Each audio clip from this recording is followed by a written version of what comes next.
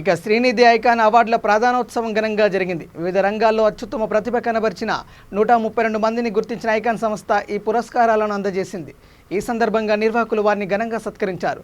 కార్యక్రమాన్ని ముఖ్య అతిథులుగా హాజరైన మేయర్ విజయలక్ష్మి, రాష్ట్ర ప్రభుత్వ సలహాదారు వేణుగోపాలాచారి, ఐటీ కార్యదర్శి జయేష్ రంజన్, సాంకేతిక విద్యాశాఖ కమిషనర్ నవీన్ మిట్టల్, ఐఏఎస్ మాజీ అధికారి లక్ష్మీకాంతం హాజరై ఈ పురస్కారాలను అందజేశారు.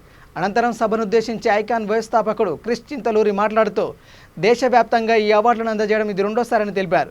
సెకండ్ సీజన్ టైటిల్ స్పాన్సర్లుగా శ్రీనిధి సంస్థలు అందించిన సహాయ సహకారాలు మరవలేనివని అన్నారు.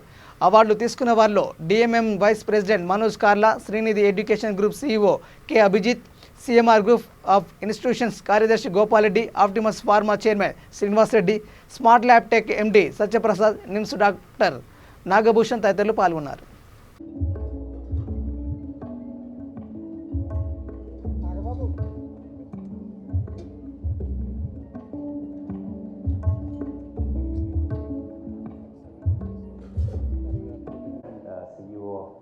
CEO of ICON.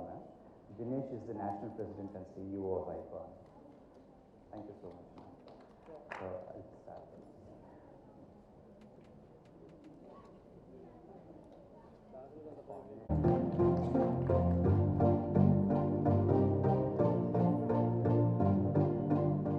It's an absolute honor and privilege to be able to sponsor the ICON Awards.